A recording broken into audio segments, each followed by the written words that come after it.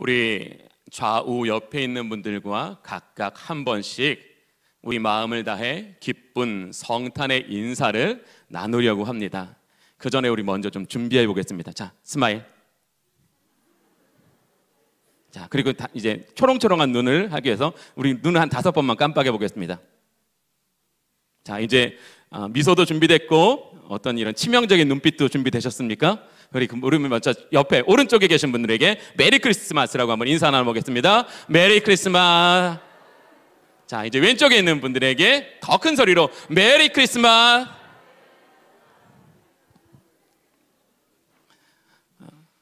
메리 크리스마스라는 이 뜻은 즐거운 성탄, 행복한 성탄이라는 뜻입니다. 왜 여러분들에게 성탄은 즐겁고 행복한 날이십니까? 놀 수 있어서? 산타 할아버지가 만나러 오시니까? 아니면 사랑하는 사람에게 특별한 선물을 받을 수 있어서? 오늘 성경은 저와 여러분에게 왜 성탄이 우리에게 즐겁고 행복한 날인가에 대해서 분명하게 말씀하여 주십니다. 성탄이 저와 여러분에게 즐겁고 행복한 날인 것은 하나님의 아들께서 저와 여러분 가운데 와 주셨기 때문입니다. 그분의 오심은 그냥 오심이 아니라 그분의 오심을 통해서 죄와 불의와 어둠 가운데 헤매이던 이 땅과 사람들 가운데 예수님은 생명의 빛으로 우리 가운데 오심으로써 저와 여러분의 죄의 문제, 죽음의 문제를 해결해 주셨기 때문에 이 성탄은 즐겁고 행복한 날이라고 성경은 이야기하고 있습니다. 또 우리 주님께서 이 땅에 오셔서 친히 십자가에서 물과 피를 다 흘려 주심으로 우리의 모든 죄를 용서하심으로 우리에게 영원한 생명과 천국을 선물로 주셨기 때문에 그 은혜를 우리에게 베풀어 주시기 위해 인간의 몸을 입으시고 이 땅에 오신 이 날이 우리에게 즐겁고 행복한 날이라고 우리에게 말씀하여 주십니다. 즉 우리가 이 성탄이 즐겁고 행복한 날이 되기 위해서는 먼저 우리 안에 죄와 죽음의 문제가 해결되었음이 얼마나 감사한 일인가, 얼마나 감격스러운 일인가를 깨달아야 한다는 거예요. 이제 죽음이 우리를 어찌할 수 없고 사망이 우리를 어찌할 수 없는 이 육신에 속한 제한적인 삶으로부터 저와 여러분이 영생을 선물 받았고 천국을 선물로 받았기 때문에 이제는 더 이상 우리가 죄나 세상에 얽매이지 않게 되었으므로 이 성탄은 저와 여러분에게 즐겁고 행복한 날이 될 수 있다라는 것입니다. 성경은 이뿐만 아니라 왜 성탄이 우리에게 즐겁고 행복한 날이 되어야 하는지를 오늘 본문을 통해서 2가지로 말씀하고 있습니다. 우리 본문 6절을 보겠습니다. 또 유대 땅 베들레헴아 너는 유대 고을 중에서 가장 작지 아니하노다. 내게서 한 다스리는 자가 나와서. 예수 그리스도가 이 땅에 오신 이유가 뭐라고 말씀하십니까? 저와 여러분을 다스려 주시기 위해서 이 땅에 오셨다라고 증언하고 있습니다. 사사기 21장 25절의 말씀을 보면 그때에 이스라엘의 왕이 없으므로 사람이 각각 자기의 소견에 옳은 대로 행하였더라. 이스라엘의 왕이 없었다라는 건 무엇입니까? 다스리는 자가 없었다라는 것입니다.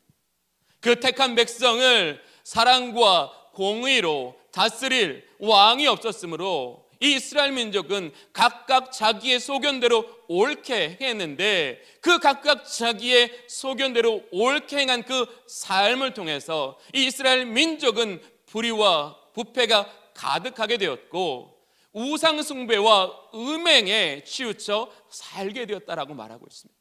즉 사람이 각기 자기 소견에 옳은 대로 행한다라는 것은 죄로 인하여 타락한 본성과 깨어진 이성 아래 살아가는 것임으로써 우리가 행하는 모든 것이 악하여 오히려 우리의 행위를 통해 우리의 죽음은 더 깊어져 간다라는 것을 의미하는 것입니다. 그렇게 이스라엘 민족은 하나님 없는 인생을 살아왔습니다. 그래서 여전히 세상과 죄의 종이 되어서 살아왔습니다. 바로 그러한 영혼들에게 우리 주님이 오시는 그것은 생명으로 우리에게 오셨다라는 것입니다. 그 이름을 부르는 모든 자들에게 하나님은 하나님의 자녀가 되는 권세가 주시기 위해서 이 땅에 오셨다라는 것입니다.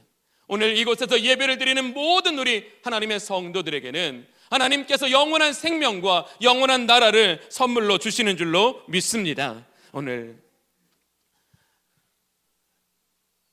다스리심 안에 살아간다는 것, 이것은 말로 하기가 좀 어려울 텐데요, 성경에서 그것을 가장 분명하게 보여주는 한 사람을 저는 예로 들어 여러분에게 설명하고 싶습니다. 바로 그 사람은 바울입니다. 바울은 로마서 14장 8절에 이렇게 말합니다. 우리가 살아도 주를 위하여 살고 죽어도 주를 위하여 죽나니 그러므로 사나 죽으나 우리가 주의 것이로다. 이 말의 의미는 바울에게 삶의 이유는 예수님이라는 것입니다. 삶의 목적도 예수님이라는 것입니다. 삶의 결과도 예수님이 되기를 원한다라는 것입니다. 이렇게 그의 모든 것에 예수님께서 주인이 되시는 순간 이 바울은 이전에 행하던 과거의 일로부터 완전히 벗어나 거룩한 새 사람을 입을 수 있었다라는 것입니다. 즉 우리는 예수 그리스도의 다스리심 안에 살아갈 때에 우리는 거룩한 새 사람을 입는 인생이 된다라는 것입니다. 거룩한 새 사람이 되어서 하나님의 영광을 드러내는 거룩하고 약속의 백성으로 살아갈 수 있다라는 것입니다. 예수님께서 바울을 다스리시는 순간 바울은 더 이상 세상의 영향력을 받지 않았습니다. 이전에 바울은 철저히 세상의 영향력을 받던 사람입니다. 세상이 이렇게 흐르면 이렇게 가고 세상이 저렇게 흐르면 저렇게 가던 사람이었습니다. 그러나 그가 예수 그리스도의 다스리심을 받아 성령이 그 속에 충만하게 임재하여 주셨을 때 그는 더 이상 세상의 영향을 받지 않았다라는 것입니다. 우리가 예수 그리스도의 다스리심 안으로 들어간다는 게 무엇입니까? 바로 세상의 영향을 받지 않는다라는 것입니다. 더 이상 세상의 굴레에 얽매이지 않는다라는 것입니다. 바울은 세상의 영향을 받지 않게 되자 그는 자유한 인생이 되었습니다. 그는 능력 있는 인생이 되었습니다. 그는 풍성한 인생의 열매를 맺는 인생이 되었습니다. 예수님의 다스림을 받게 되자 그 자신의 주인 되었던 것이 예수님께서 주인 되시는 삶을 살았고 예수님께서 주인 되시는 삶을 살려고 그가 결단하고 주를 의뢰하였을 때 바울의 인생은 진리 위에 굳게 세워졌습니다. 우리가 하나님의 다스리심을, 예수 그리스도의 다스리심을 받지 않으면 우리는 진리를 행할 수 없습니다. 오직 진리를 행할 수 있는 것은 그분의 다스리심을 받는 자의 특권입니다. 그분께서 그 사랑하시는 자에게 성령으로 그 인생을 도와주시기 때문에 우리는 진리로 살아갈 수 있다라는 것입니다. 그분의 다스리심 안에 살아가기를 원하지 않는 사람에게 진리는 그에 가까이 있을지라도 진리는 그의 인생에 그 어떤 하늘의 신령한 것도 땅의 축복도 그에게 허락하지 않는다라는 것입니다. 바울의 인생에는 고난이 많았습니다. 그러나 그 고난의 바울은 조금도 그 길이 삐뚤어지지 않았습니다. 오히려 예수의 다스리심을 받게 되었음으로써 바울의 길은 더 견고했습니다. 바울의 삶은 더 능력 있었습니다. 그의 인생에는 눈물이 날 정도로 감격과 열매가 풍성했습니다. 하나님께서 저와 여러분에게 예수 그리스도의 그 다스리심 안에 살아가는 인생이 되게 하시는 것은 바로 우리가 이 땅을 살아가는 동안에 그분으로 말미암아 우리 안에 기쁨과 감격이 충만케 하시는 거랍니다. 예수 없는 우리의 인생에는 신음과 고통과 불평뿐이지만 예수 그리스도의 그 다스리심 안에 있는 인생들에게는 기쁨과 감사와 평안이 넘친다라는 것을 우리는 바울을 통해서 볼 수 있습니다. 얼마나 그의 영혼이 평안하였고 얼마나 그의 마음이 뜨거웠으면 그는 감옥에서도 하나님을 예배할 수 있었겠습니까? 우리는 조그만 환경에 어려움이 와도 예배하는 것에 부담을 느끼고 예배에 우리의 마음을 집중하지 못했지만 사도 바울은 그렇지 않았습니다. 그 모든 것이 예수 그리스도의 다스리심을 받는 인생이 되었다라는 것입니다. 두 번째, 예수님께서 우리 가운데 이 땅에 오신 이유는 선한 목자가 되어주시기 위해서 우리 가운데 오셨다고 말씀하십니다. 다시 6절의 말씀을 보겠습니다. 내 백성 이스라엘의 목자가 되리라 라고 말씀하고 있습니다. 예수님께서 이 땅에 오신 이유는 저와 여러분의 선한 목자가 되어주시기 위해서 이 땅에 오셨다라는 것입니다. 오래전에 제가 몽골 유목민들을 다루는 다큐멘터리 프로그램을 한번 본 적이 있습니다. 저는 그 다큐멘터리를 통해서 참된 목자란 어떤 사람인가를 배울 수 있었습니다. 몬골의 한겨울은 영하 30도와 40도가 오고 가는 혹한의 추위입니다. 밤늦게까지 목자를 촬영한 스태프들은 잠자리에 들기 위해서 천막 안으로 모두 모여들기 시작했습니다. 바로 그때 목자는 담요 한 장을 들고 밖으로 나가고 있었습니다. 분명히 잠자리에 들 시간에 왜 목자가 밖으로 나갈까 궁금해서 물어보았습니다. 그랬더니 목자는 이 추운 혹한의 밤에 혹시라도 양이 얼어 죽지는 않을까, 그 양의 생명을 보호하기 위해서 자신이 양틈에 자기 위해서 나간다라고 했습니다. 목자는 양들을 불러 모으고 그 중에서 가장 작고 연약한 양을 자기 품에 안고 밤새도록 양들 틈에서 자는 모습을 볼 수 있었습니다. 저는 그 목자의 모습을 보면서 순간 예수님의 모습이 오버랩되었습니다. 예수님은 우리에게 이러한 분이시다라는 겁니다. 예수님은 우리를 고난에 홀로 내버려 두지 않으시고 그 고난의 땅에서 우리를 끌어안으시고 우리의 생명을 보호하시기 위해 그 어떤 고난도 그 어떤 두려움도 마다하지 않으시는 분이 바로 우리의 선한 목자이신 예수님이다라는 것입니다. 성경은 우리에게 이렇게 말씀하십니다. 요한복음 10장 4절의 말씀입니다. 자기 양을 다 내어놓은 후에 앞서가면 양들이 그의 음성을 아는 거로 따라오되. 선한 목자가 되시는 분은 어떤 분이시라고요? 양들 뒤에 쫓아가는 분이 아니라 양들 앞에 앞서가는 분이라고 말씀하십니다. 그 양들에게 그 위험과 곤란으로 그들을 이끌어가지 않으시기 위해서 가장 좋은 길로 푸른 초장으로 그를 인도하시기 위해서 그들 앞에 행하시는 하나님이시다라는 것입니다. 예수 그리스도는 저와 여러분의 인생의 앞에 계시는 줄로 믿습니다. 우리 앞에 계셔서 우리가 당하는 고난과 그 어려움을 미리 아시고 우리를 그 고난의 길이 아니라 우리를 은혜의 길로 인도하시는 하나님이신 줄로 믿습니다. 그래서 시편 23편 이렇게 말합니다. 여호와는 나의 목자시니 내게 부족함이 없으리로다. 우리가 이성의 눈이 아니라 믿음의 눈을 들어 본다면 우리가 있는 땅은 부족함이 없는 땅이라는 것입니다. 저는 우리 모든 주님의 성도들이 여러분이 살아가고 있는 이 삶의 자리가 부족함이 없는 땅 되시기를 원합니다.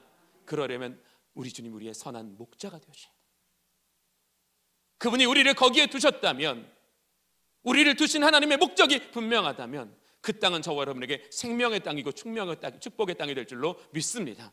그것은 광야를 통해서 분명히 증명되었습니다. 또 시편 23편 3절은 이렇게 말합니다. 이 편은 이렇게 말합니다. 내가 사망의 음침한 골짜기로 다닐지라도 해를 두려워하지 않을 것은 주께서 나와 함께 하심이라. 주의 지팡이와 막대기가 나를 안위하시나이다. 하나님은 우리가 방황할 때라도 우리를 찾아오신다라는 것입니다. 우리의 방향을 바꾸어서 우리를 안전하게 지켜주신다라는 것입니다. 육신의 몸을 입고 살아가는 우리는 불안전합니다. 실수하고 넘어집니다. 그러나 우리의 그 연약함을 우리 주님은 찾아오신다고 말씀합니다. 찾아오실 뿐만 아니라 우리를 의의 길로 이끌어 가신다라고 말씀하십니다.